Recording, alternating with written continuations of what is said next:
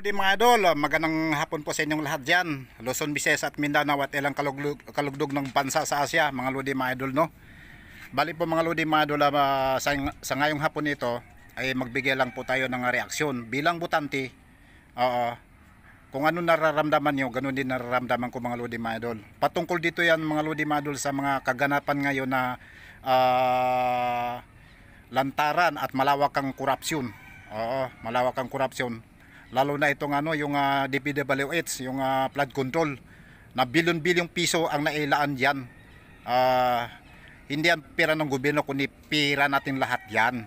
Galing yan sa mga binibili natin, buwis. Maskin sino man nagbabayad ng buwis, kahit civilian nagbabayad ng buwis. Ano nga yung sigarilyo nga yan, yung pagbili natin ng kahit anong klaseng produkto, may patong yan. So nakabayad tayo ng buwis. Lalo na may mga trabaho. Kinakaltasan yan dahil sa buwis yung tax.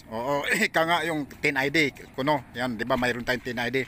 So mga lodi mga idol, ang panawagan lang po natin kay Senador Rodante Marcolita, mga idol, is wag niyang tantanan, wag niyang lubayan.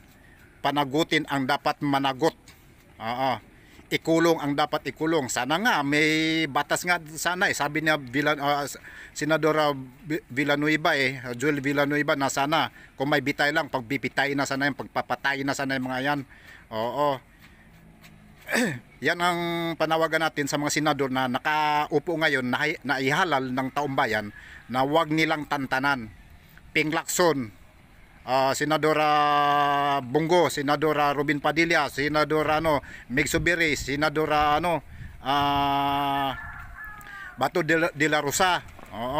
Sino pa mga senador na wag nilang tantanan, imbestigahan nila, lalo na si Rodante Marcolita na chairman ngayon sa committee ng Blue Ribbon Committee, na wag niyang tantanan. Panagutin ang dapat panagutin, halungkayin niya yung dapat halukayin. Yan si Bunuan na yan, napaka walang silbing tao na yan. Grabe, sa 3 taon palagay ko hindi yan nag-iikot talaga mga lodi mga idol, kasi hindi niya alam na nangyayari sa mga flood control na project o kaya isa rin siya talagang kasabwat din talaga.